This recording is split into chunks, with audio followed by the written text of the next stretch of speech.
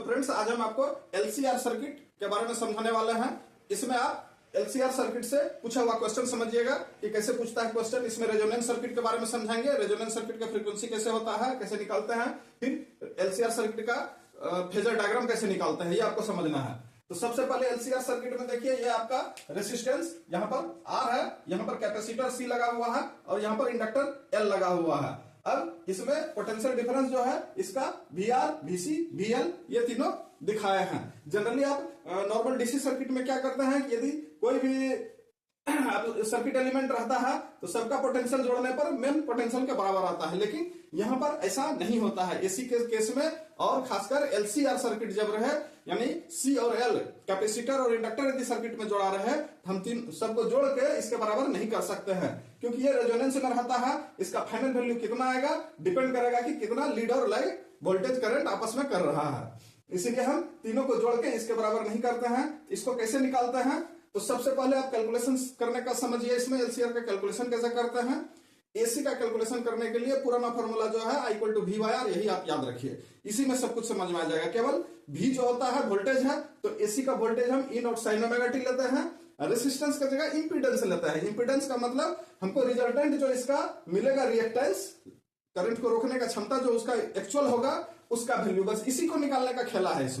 इसमें क्या खेला है, तो यही दोनों बताएगा कि कितना होगा। ये तो बेचारा फिक्स है, इसमें कोई फेज डिफरेंस नहीं होता है करंट वोल्टेज में। इसमें लीड और लैग का केस आता है, तो कैसे निकालेंगे, तो सबसे पहले समझिए इंपीडेंस जेड, केवल रेसिस्टेंस रहेगा तो आर, केवल एल रहेगा तो ओमेगा एल, केवल कैपेसिटर रहेगा तो 1/ωc। अब इसका जो कॉम्बिनेशन होता है, यहां वेक्टर मेथड से हम निकाल के दिखाए हैं। ये वेक्टर मेथड से निकाल के दिखाए हैं। जब कॉम्बिनेशन होगा तो इसको हम इस तरह से इसमें निकालते हैं। सपोज कीजिए इसमें एक एग्जांपल देके हम दिखाए हुए हैं कि एल और आर यानी इंडक्टर और रेसिस्टेंस है, तो कैसे करेंगे, बीच में इसका निकालेंगे रिजल्टेंट, तो XR² प्लस XL² का रूट अंडर होगा, वही जेड आएगा। अब तीनों का निकालेंगे तो पहले इस दोनों को निकाल के एक लाइन पर लाएंगे, BL माइनस VC, यानी इसका और इसका माइनस इधर लाएंगे, फिर इस दोनों को निकालेंगे, इस तरह से फॉर्मूला आएगा। यही इसका जेड निकालने का तरीका है। जेड निकल गया तो I = V by R है, तो I = E0 sin ωt by Z। अब यहां पर हमको सबसे पहले इंपीडेंस एलसीआर सर्किट का देखिए कैसे निकलेगा, XR² plus XL minus XC। Just vector में आप जैसे पढ़े हैं उसी तरह से वेक्टर का रिजल्टेंट निकालना है। अब R² ओमेगा माइनस 1/ωc का होल स्क्वायर, फिर I0 = E0 by Z, E0 by R² plus omega minus 1/ωc का होल स्क्वायर। इसी को सोल्व कीजिएगा, यही आपका I0 का वैल्यू देगा।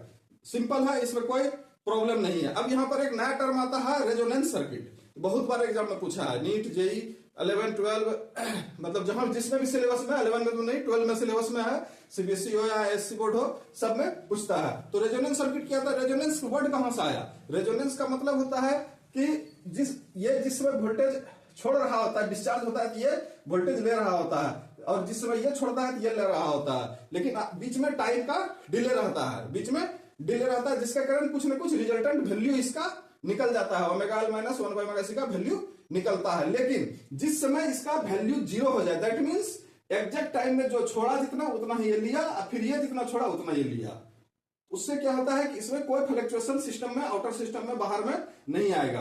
तो जिस समय इसका वैल्यू 0 होता है जिस सर्किट में, उसी सर्किट को बोलते हैं रेजोनेंस सर्किट। अब रेजोनेंस सर्किट के लिए उसका फ्रीक्वेंसी कितना होता है उस सर्किट में, तो इसको आप सिंपली ओमेगा माइनस 1/ωc को 0 कर दीजिए, ω² का वैल्यू आएगा, फिर ओमेगा का वैल्यू निकालिए, 2πf = 1/√LC। यहीं से आप फ्रीक्वेंसी या C या L जिसका भी वैल्यू निकालिएगा वो आ जाएगा। और यही आपका एग्जाम में क्या होता है कि ओमेगा का वैल्यू आपका फ्रीक्वेंसी दिया रहेगा 50 हर्ट्ज, 50 का वैल्यू पुट कीजिएगा, LC का वैल्यू आ जाएगा। LC में से कोई एक दिया रहेगा तो दूसरा निकलेगा, या L और C दे देगा तो F पूछेगा। जनरली आप समझ के रखिए, फ्रीक्वेंसी पूरे वर्ल्ड में लगभग सारे कंट्री में 50 हर्ट्ज है। कुछ डेवलप्ड कंट्री में, अमेरिका और दूसरे समय 60 हर्ट्ज रखा गया है, ये एकदम याद रखिए। एग्जाम में अलग से दिया तो अलग से लीजिए, नहीं तो जनरली आप कोई भी न्यूमेरिकल उठाइए वो 50 हर्ट्ज यहां पर दिया हुआ रहेगा, उसी हिसाब से ये निकल गया। अब यहां पर आप समझ गए रेजोनेंस सर्किट, रेजोनेंस फ्रीक्वेंसी, यही दोनों पूछता है। फेजर डायग्राम में क्या पूछता है, फेजर डायग्राम में ये वाला फाई पूछेगा, ये एंगल उसमें कुछ नहीं है, वेक्टर मेथड से आप इसका रिजल्टेंट फाइनल निकल गया है।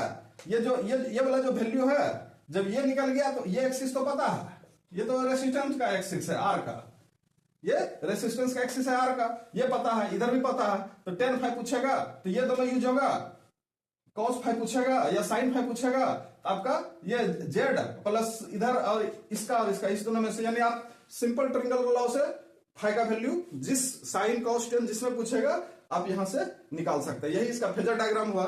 इसमें क्लियर हो जाना चाहिए। यदि आपका क्लियर नहीं हो रहा है तो आप कमेंट में लिखिए, उसमें हम डिस्कशन डिटेल से फिर से डालेंगे।